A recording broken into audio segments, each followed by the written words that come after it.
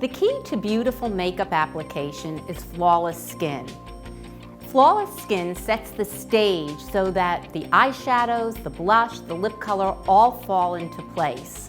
My favorite foundation is still the mineral foundations. They're gorgeous because they reflect light off the skin, giving this dewy, beautiful, youthful, natural look for the skin. And I specify natural because foundation should look like it's part of the skin, not sitting on the skin. Less is always more.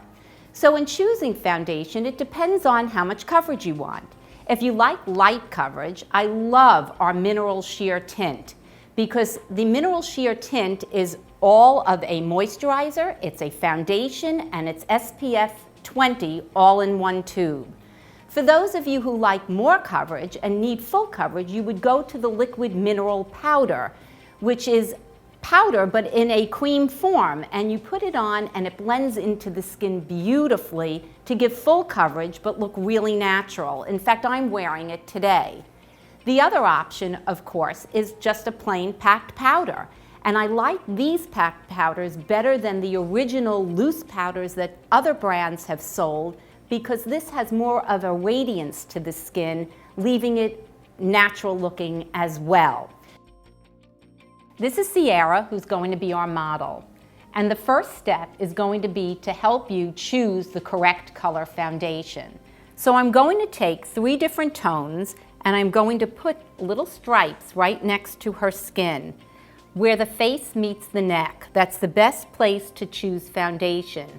And what you'll be able to see very clearly is which one will match her skin better. So you can see right here that ivory will be the choice that we will be choosing to apply to Sierra. To start the makeup application for Sierra, we're going to start with our Liquid Gold Primer. I love this primer because it's a skincare product as well as a primer. It hugs moisture into the skin, it protects the skin, but it also makes makeup look flawless. So we put that on her face first. And before the foundation or before the liquid gold dries, we start to apply the foundation. So I put the foundation on my hand, then I take it onto the stipple brush, and in circular motions, I start to apply to her skin. And the reason being, I like a delicate coverage. I don't like makeup sitting on the skin. We want to make sure that it looks like it's part of the skin. So now you can see how even the foundation looks on her face. You can always take a little bit of a sponge and just tap in. On Sierra, we do not need to use a setting powder. Her skin looks perfect. Just remember, these mineral foundations are oil-free, so they will not give an oily shine unless your skin is really oily. The next step is going to be the concealer. And in applying the concealer, the first thing is we want to get the correct undertone. So to block out the brown underneath Sierra's eyes, we're going to choose a concealer that has a peachy tone to it. So I'm using light peach.